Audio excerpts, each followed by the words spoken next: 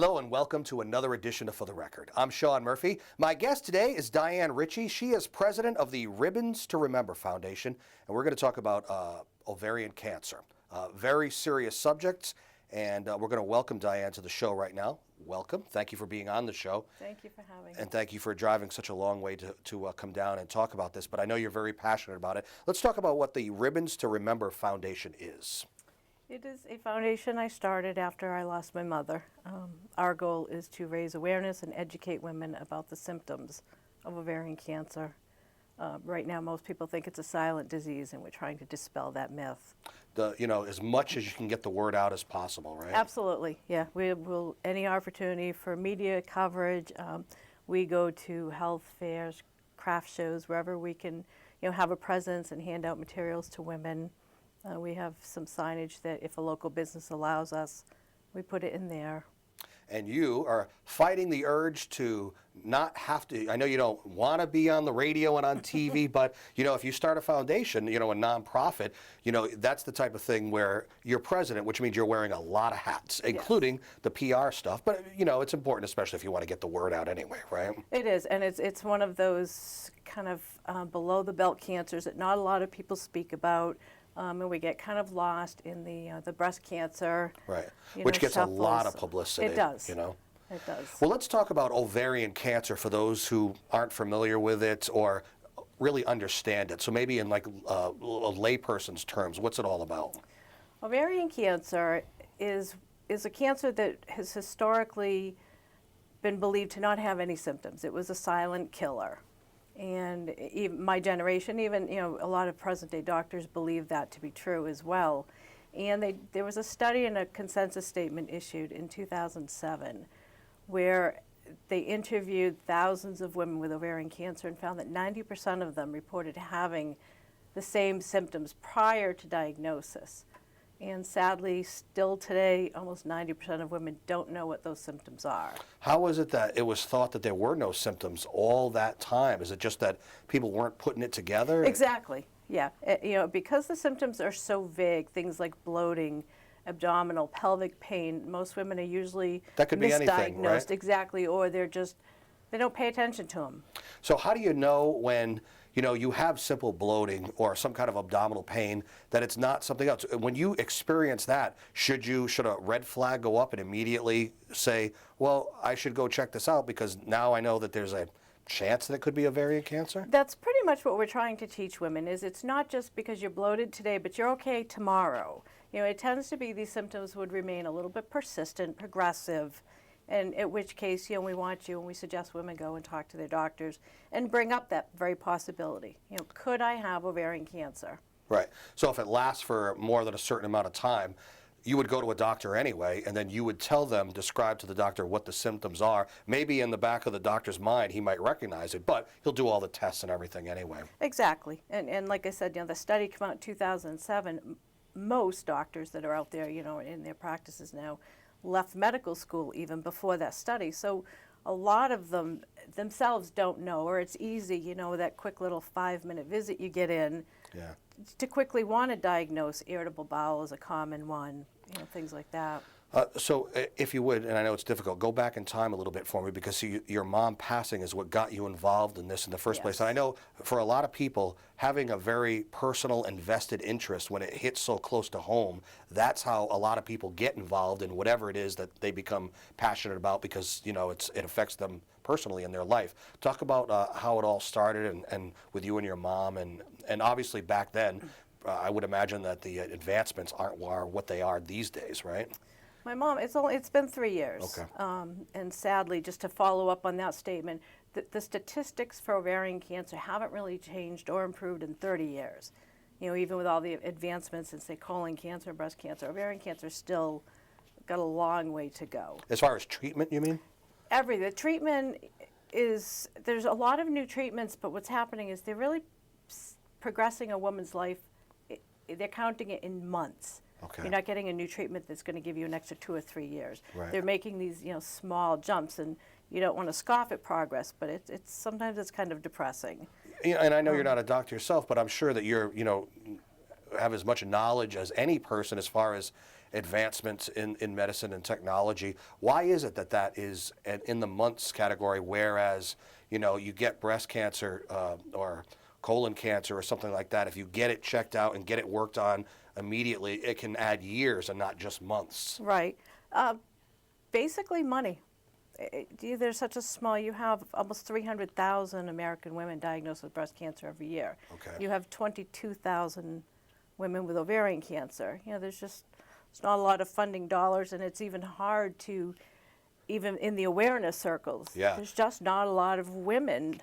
Think about breast cancer. You know, NFL promotes it. I mean, they have a month of pink, and I mean that is in the public, you know, eye in just you know, any kind of the common man knows about breast cancer because it's in society in general. The word is really out about that.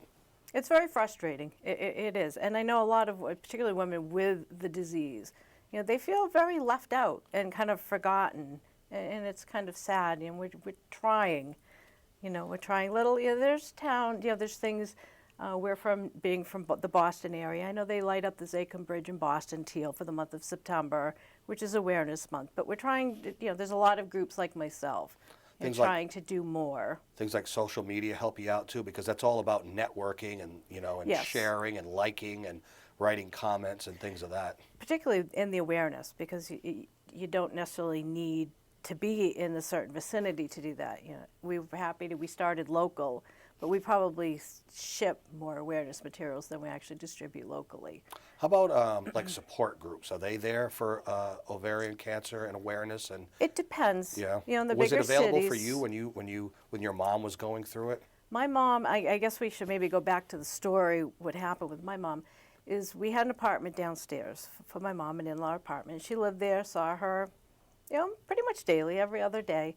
And I went down one night to talk to her, and I remember thinking, I hadn't heard anything. You know, no water running, no cabinets. So you're like, it's awful quiet. And I went down, it was like 11 o'clock at night, and she was laying on the floor, on her stomach, soaked in urine and hallucinating. Is this the first time there were, you know, major symptoms, or is this like Yeah. what we were talking about It's before? exactly major symptoms. Right. You know, she's on the floor hallucinating. You know something's very Right, wrong. right. But if you just have bloating, you might, like we said before, that could be anything, Yeah, right? exactly. So we called 911, took her to the hospital, and my first thought was, you know, maybe she mixed some. She'd been complaining about some shoulder and hip pain. I thought, well, maybe she took a pain pill and drank some wine. I mean, it was almost that, 'cause that's how she appeared. Right. So, But at the same time, you were trying to rationalize it into something less severe than what it turned out to be. exactly. I'm thinking, you know, she messed up her meds or Right. something. You know, so we go to the hospital, and it was only because she had mentioned falling and hitting her head. They did a CAT scan, and that turned out to be metastatic cancer. And their first thought was it's breast cancer, because she had had breast cancer in 2002. And again, getting back to the statistics, she was diagnosed, treated, did very well. It was in remission? Cured, you know, for intended purposes, you know, once Yeah. you kind of hit that rate, it had been almost 10 years. So after they did the surgery to remove the brain tumor that they found, it turned out to be ovarian cancer. So I did what most people do. You go online, you look up ovarian cancer. You know, what do I expect? What do I do for her? Where do we go? Right. You know, do we go up to Boston? You know, do we stay local? Let me stop you there and ask you, was there a lot of information available to you as you were trying to seek out and learn about it right then? This was a few years ago. Online, yes. Okay. Online, I looked up. Kind of the first site I went to was the Ovarian Cancer National Alliance, which is one of the leading national organizations. And for information, yes. You know, I felt like I got some good information. It's very grim. You know, I learned that. But you needed to know. You needed to know what was going on here. So you went online, you got the information, then what? Well, the first, you know, you went to the home page and it says, know your body, know the symptoms. And my first thought was, what symptoms? There's no symptoms to ovarian cancer. Now, mind you, I'm not a rocket scientist, but I consider myself fairly well educated. I'd had children. I'd had hysterectomies, emergency childbirth, ovarian cysts. So I thought, you know, I was pretty well educated. My mom had breast cancer. And I'm reading the symptoms, and the first one's bloating. I'm like, I remember my mother saying that all the time. And I can clearly, you know, you remember those moments. I'm like, I remember pointing to her little end table going, Mom, you just ate half a bag of licorice. Of course you're bloated. Yeah. You know, and then another time. But you look for reasons why that was occurring. And it makes perfect sense at the time. Right. And then, you know, I remember her saying, I hardly ate and I feel so full. And she was kind of trying to change her eating habits. She was, 63 years old, and I'm like, well, maybe you ate something with more fiber or something, and that's why. Just kind of filled you up. And it just kept, and the four biggest symptoms are the bloating, abdominal, pelvic pain, eating little but feeling full quickly, and urinary issues. And in hindsight, I remember her putting a few times a pad on her computer chair and saying she was having accidents. So now when you do all the math and put it together, now you can see. It was heartbreak. For me, Yeah. it was just like somebody hit me in the head with a hammer. It's like she walked around for almost a year with a sign that says I have ovarian cancer, and nobody paid attention. And if I learned later in my research that that's very common. And because for me it was really difficult thinking we missed something so obvious. And so, it was a lot of guilt and regret. Now that I know what I know, sadly, she's the norm, and that's what we're all trying to change. Right.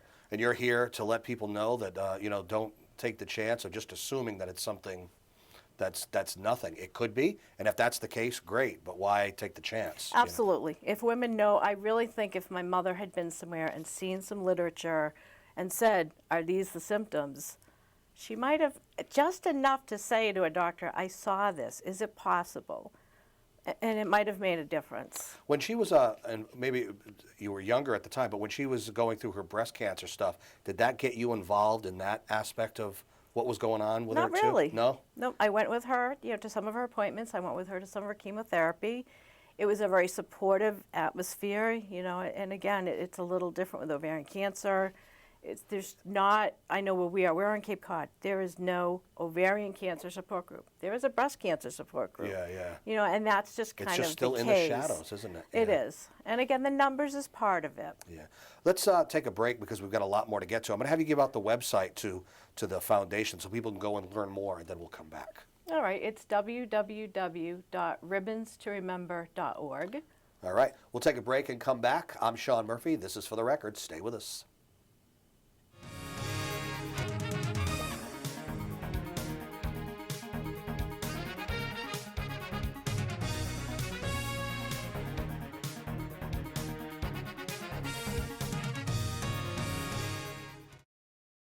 Welcome back to For the Record. I'm Sean Murphy. We are chatting with Diane Ritchie. She's the president of Ribbons to Remember Foundation. In ovarian cancer, one of the important things to note is that it just doesn't get enough notoriety, for a lack of a better word. I just want to finish the story with your mom, because one of the important issues here is, and maybe this kind of jolted you into getting involved more so with the ovarian cancer, is the quick amount of time for her passing. Yeah, like I said, in hindsight, she probably had the symptoms for 9 months to a year. Ultimately, by the time she was diagnosed, she passed away in 5 weeks, one day before she was supposed to start chemotherapy. Now, if the symptoms were identified earlier, are we still in the situation where months could have been added, but that's about it as far as treatment goes? I guess that's such a really big hypothetical. It is. I guess if we could go back to the clear time that something was really wrong, she had bowel accidents in her sleep. She had a couple, and they were very disturbing to her. Wouldn't that be alone a red flag to get looked at? And it was, and she did. Okay, all right. She did. The first time it happened, she kind of just blew it off. But the second time, she thought, all right, something's wrong. This is just not normal. Right. And she went and had a colonoscopy, which was clear because obviously ovarian cancer wasn't inside her colon. But what the suspect happens, because constipation, diarrhea aren't uncommon, is it was creating pressure and blockages and things like that. So if we went back to that and she had been able to start chemotherapy, maybe she would have been diagnosed stage 2, stage 3 instead of 4. Yeah. So. And and any extra amount of time, is a blessing, I would imagine, The women that are diagnosed typically in the early stages, before it's really advanced outside the abdomen, some of them can have as much as a 90% cure rate.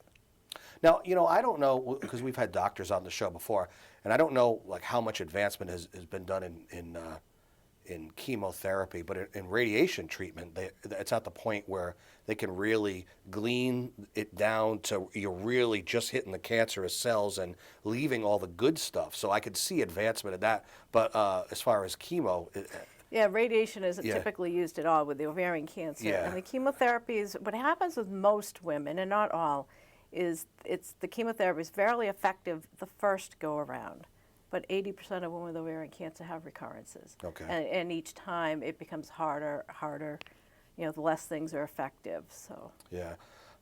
So at that point, you really got involved. It hit close to home. Your mom passed, and you became even more involved to the point where you created Ribbons to Remember Foundation. Yes. All right. What does that consist of? What are your day-to-day duties with that? We talked about you just kind of making the rounds as much as possible, getting the word out. That's probably one of the biggest things, right? It is, and that's what we try to do wherever we go. We'll hand out. I have symptom cards, which is a business card with a little bit of statistics on the back, but the symptoms are right in the front. And if we go out to dinner, we leave them for the waitress. For shopping, we hand them out. We try to target big events, health fairs and things like that. And most of them are accommodating to the fact that we are a nonprofit. And How do you generate any kind of like donations, funds? Do you ask for grants? we ask for donations. Okay. We've tried some grants. We haven't had a whole lot of success yet. Probably partly because we're small and a little bit newer. Right. And again, a lot of them want grant writers, and those cost money, so it's kind of a circle. Yeah. We have a couple of big fundraisers we do. We have a golf tournament coming up in May, and we have a 5K run walk in September. Yeah, those are popular because it's easy for people to do. It's easy for people to be involved, and it's an easy way for them to give back in some way.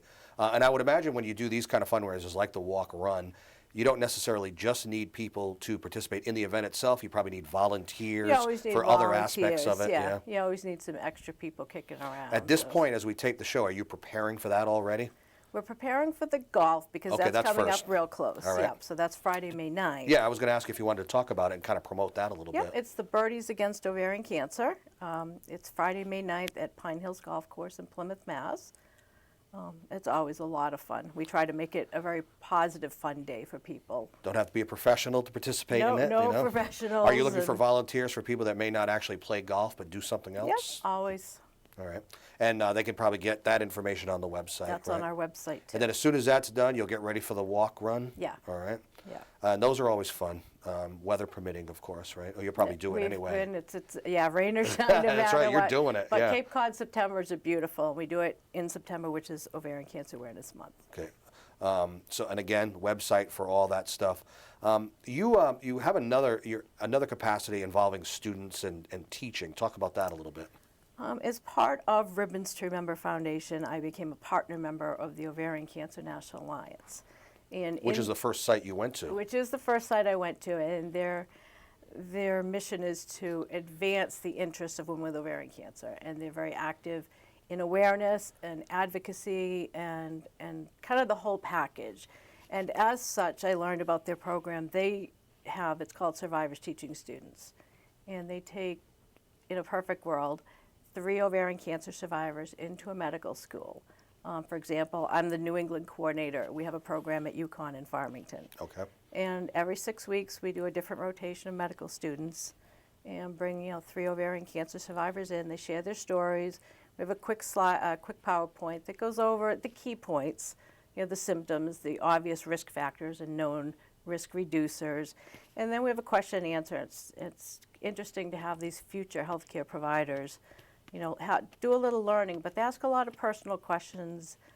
How would you like to have been told you had cancer, and how did you feel? And it's a win-win. It's empowering for the survivors. And you're looking for Yeah, we're always. It's Okay. difficult to get enough women. A lot are in treatment still, and sadly we've lost a lot in Connecticut. So it's an ongoing process to have enough women to participate. So if you're watching this show and you have fall into that criteria, maybe seek you out. Absolutely. I would love to hear from anyone that would like to participate. You are one of the ways to get the word out these days. You can't get the word out unless you're involved in social media, right? Yep. So you're on all the Facebooks and all that. Facebook and Twitter. Yes. Yep. And YouTube is another social media site. You'll be able to watch this show, by the way, on our YouTube site, and then that can be linked just to get the word out. And that social media is important because it's not just a website. It's not static. It's people commenting, liking, sharing, expressing, their thoughts and their concerns and their ideas and their condolences. So it could almost be sort of a makeshift support group as well, right? We use ours. I share, a lot of information there, but a lot of women will, message me on the Facebook page, and I will ask them first, but, do you mind if I share this so that people have a chance to see and comment? And typically the other, survivors or even people that have lost their own mothers or sisters will chime in and get some very nice conversations going, and it does serve kind of as a makeshift support group sometimes. How about, and you're a family member of someone who lost their life to ovarian cancer. What about the loved ones? What about the families that are going through it with the patient herself? That's probably the majority of my Facebook. When I first started, I somehow thought I would get more survivors and patients and things. I think the bulk of our followers, or probably 2/3, are in fact family members, and a lot of them want validation. I think a lot of them are angry like I was, and Do they want a reason why it happened? Is that what you mean, or? they're angry and they want to know again why the symptoms, Okay. no one paid attention to, or how come they didn't know this information, and how do we get this information out? Yeah. I have a lot of people send me, letters wanting me to send them brochures and symptom cards for them to hand out. Right.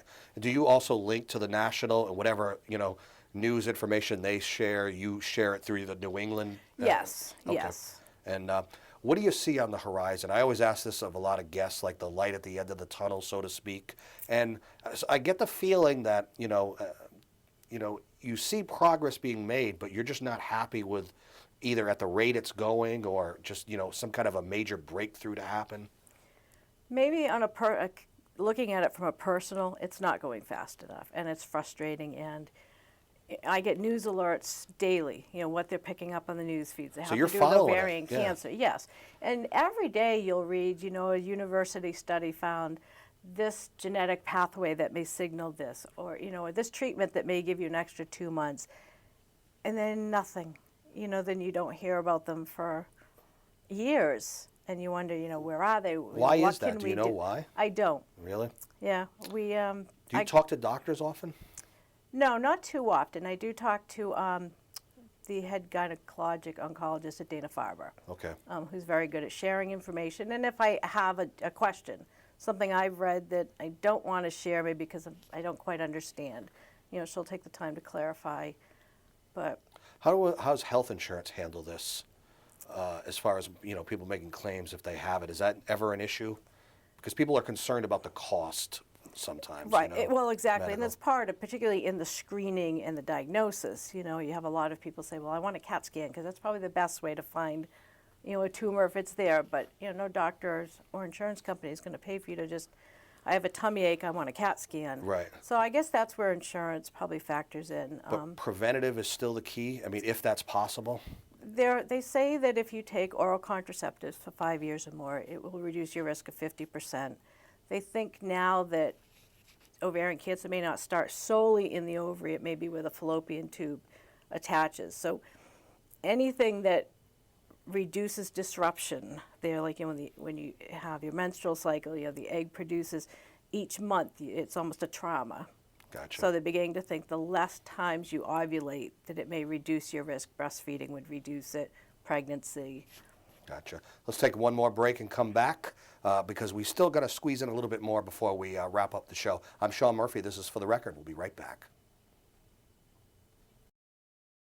All right, welcome back to For the Record. I'm Sean Murphy. Our guest today has been Diane Ritchie, the president of Ribbons to Remember Foundation. Before we wrap up the show quickly, screening. There really isn't like a proper screening test, or what's going on there? There's no routine screening test. Okay. And that's why we're so reliant on the symptoms itself.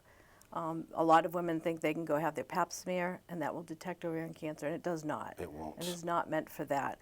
Right now, the doctor's option is accidentally finding it, let's surgery for an appendicitis or something, or the symptoms, going in saying I have these symptoms. Boy. One more time on the website because we are out of time. www.ribbonstoremember.org. Diane Ritchie, president of Ribbons to Remember Foundation, thank you for coming down and spending a little time with us. Appreciate it. Thank you. And thank you for joining us for another edition of For the Record. We'll see you next time. Take care.